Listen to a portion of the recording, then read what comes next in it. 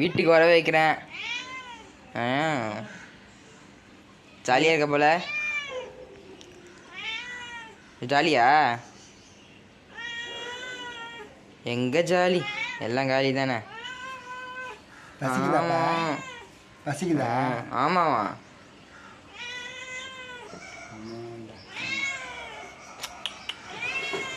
பாவம்.